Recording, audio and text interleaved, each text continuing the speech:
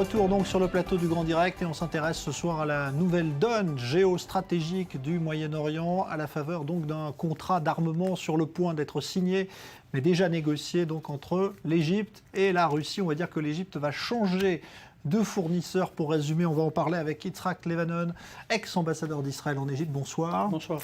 Et Ali Waked, bonsoir, analyste, spécialiste du monde arabe. Bonsoir. Et merci à vous d'être là. Alors, d'abord un mot sur cette nouvelle donne, nouvelle alliance. On l'a vu venir, parce que ça fait plusieurs mois quand même.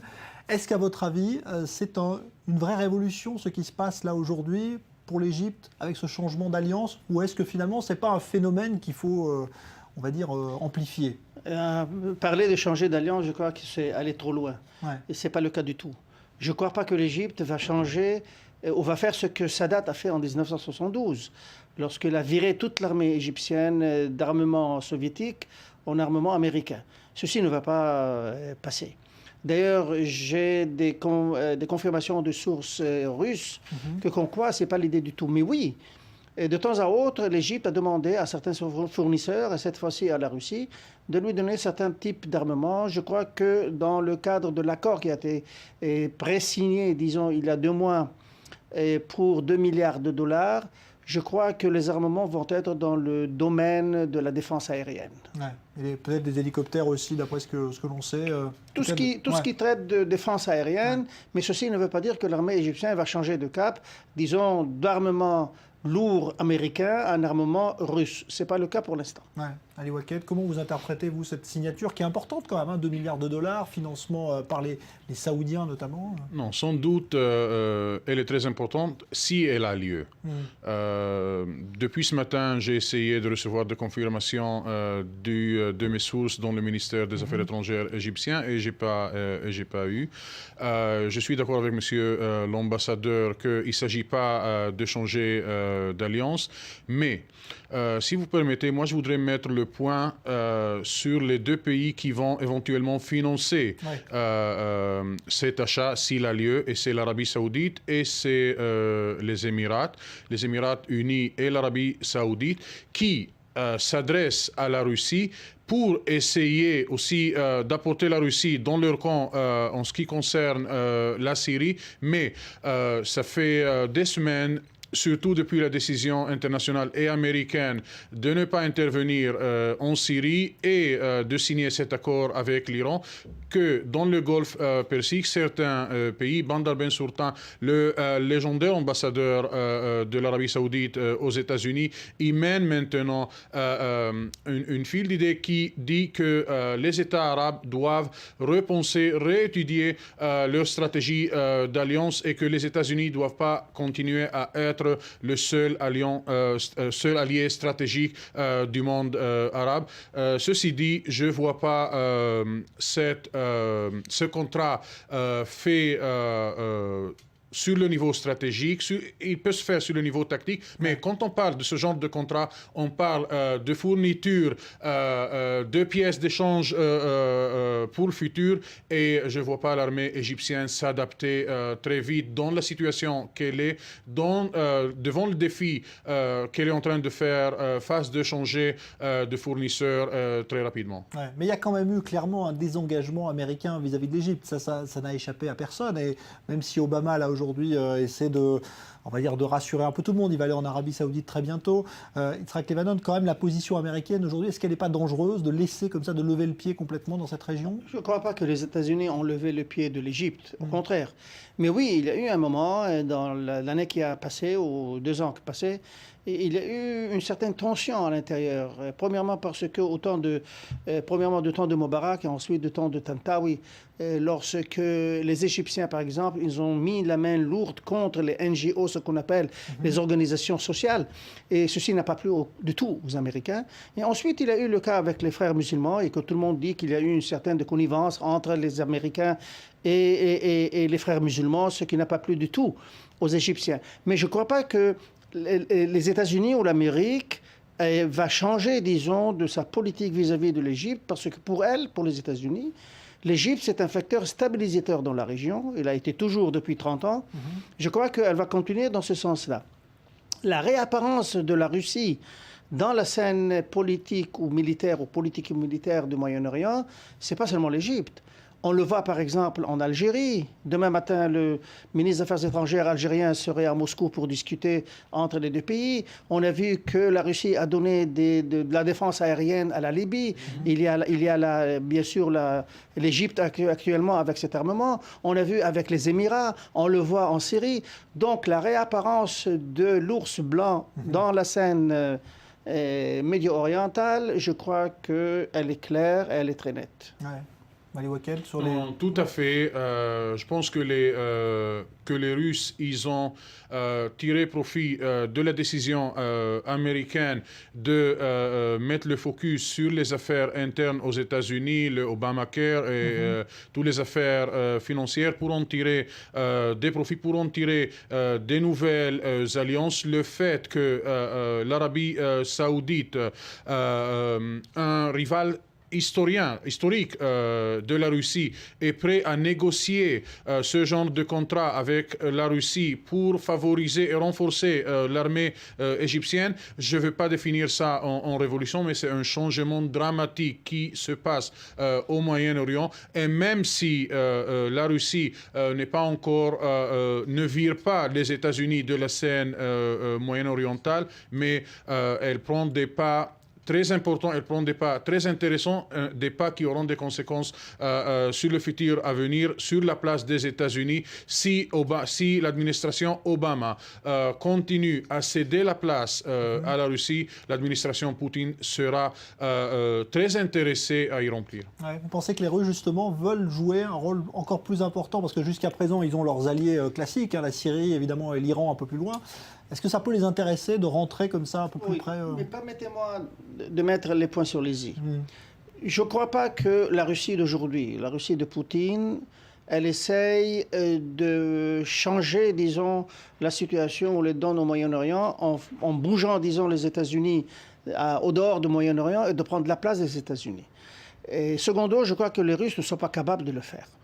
Je ne crois pas que les Russes sont capables de donner $1,5 milliard de dollars comme aide américaine, ce que le Congrès vient de décider. Est-ce que vous ne pensez pas que l'exemple qui s'est passé en Ukraine peut pas avoir lieu aussi dans cette région?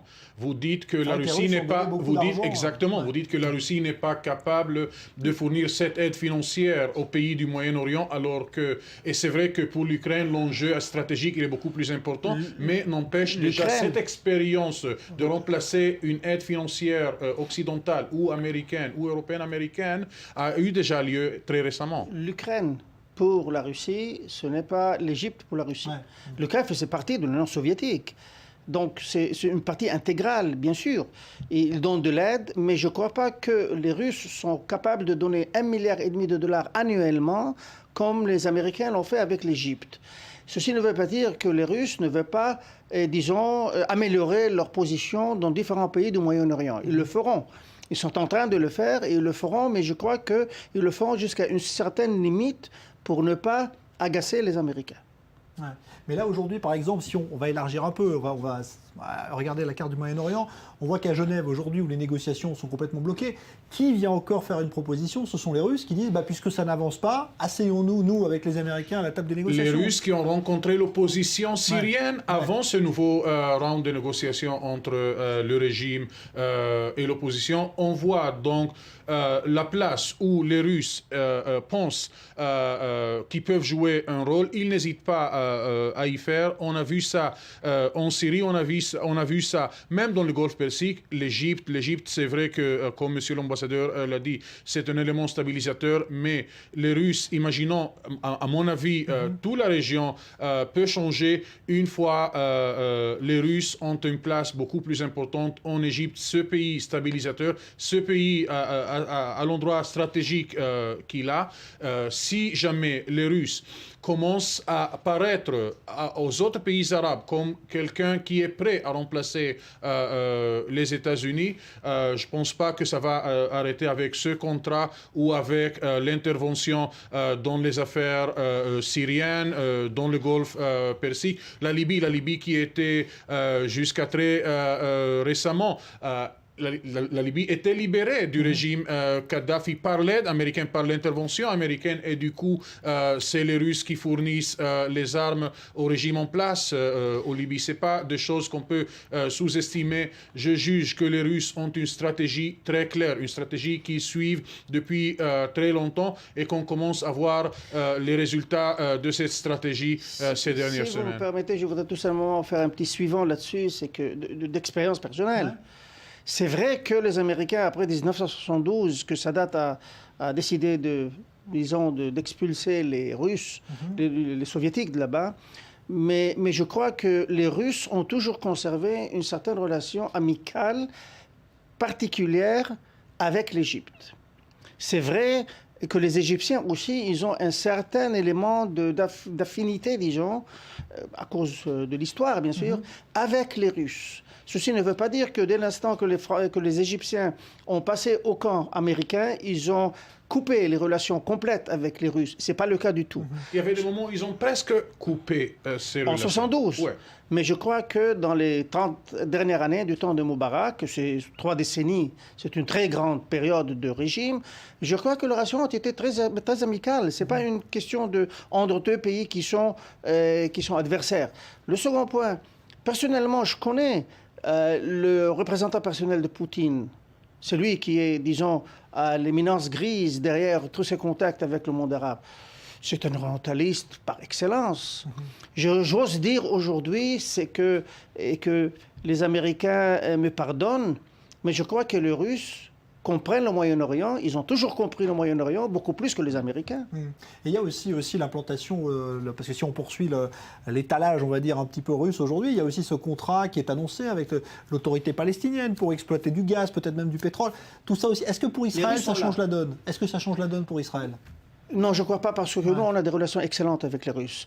Ce que, oui, a changé la donne au Moyen-Orient et surtout dans les pays arabes, c'est au moment où où la Russie a décidé de rétablir les relations diplomatiques avec Israël il y a une dizaine d'années. Ça, oui, ça a changé la donne au Moyen-Orient et les pays arabes n'ont pas été contents du tout. Parce que tout le camp arabe était avec l'Union soviétique, on le sait, pendant des décennies. Et dès l'instant que les Russes ont changé, ils ont dit, bon, voilà, il y a 1 million de Russes qui sont venus en Israël, on a un intérêt avec Israël, on va changer de relation avec ce pays-là. On a établi de nouveau les relations diplomatiques, on a des ambassades, des relations excellentes, que ce soit économique, que ce soit politique, que ce soit stratégique, on en a. Ça a changé la donne. Mais ceci n'a pas amené les Américains à être agacés ni d'Israël ni des Russes, et les pays arabes de s'accommoder à la situation qu'en fin de compte n'a pas changé, disons, dramatiquement l'un contre l'autre. Non. Ça existe. Moi, j'ose dire que les conseillers du président Obama n'ont pas imaginé, n'ont pas anticipé l'ampleur de la conséquence de leur décision de ne pas intervenir militairement en Syrie et de céder totalement le cas à l'Iran. Une fenêtre énorme était ouverte pour les Russes et là on voit les résultats de ces décisions. Ouais. Et aujourd'hui encore, vous pensez que les Américains regrettent ou pas de ne pas être intervenus finalement en Syrie quand on voit ce qui se passe, la situation humanitaire qui est quand même encore... Non, je ne crois pas. Je crois que la position américaine elle est très nette avec cette administration. Elle a des lignes rouges très claires. Je ne crois pas, mais pour finaliser la discussion qu'on a parlé avec l'Égypte, je crois que le sentiment populaire en Égypte, ce n'est pas un sentiment d'amour, disons, ardent envers les États-Unis. Il y a des gens qui disent que depuis la chute de Moubarak... Plus par rapport à la Russie. C'est ça, mais disons le sentiment populaire, je parle. Et en Égypte, c'est que après la chute de Moubarak, ils n'ont pas toujours accepté la position américaine de le faire de façon tellement, disons, brutale. Bien qu'une petite anecdote, vous le savez, le général Sisi aime se présenter comme le remplaçant de Jamal Abdel Nasser, et Abdel Nasser était le grand allié de l'Union soviétique dans la région. Oui, mais je crois, Nasser, dans ce sens-là, je crois que Sisi parle du charisme que Nasser avait pour accaparer toute la population égyptienne, et je crois que Sisi en possède. Merci à tous les deux, merci Ali Waked, merci Yitzhak Levanon pour cet éclairage. Donc on va suivre évidemment, c'est vrai que ce contrat d'armement n'est pas encore signé, mais il aura été négocié. Donc on verra s'il est officialisé dans les jours qui viennent. Nouveau journal à venir dans un instant sur Actu 24 News.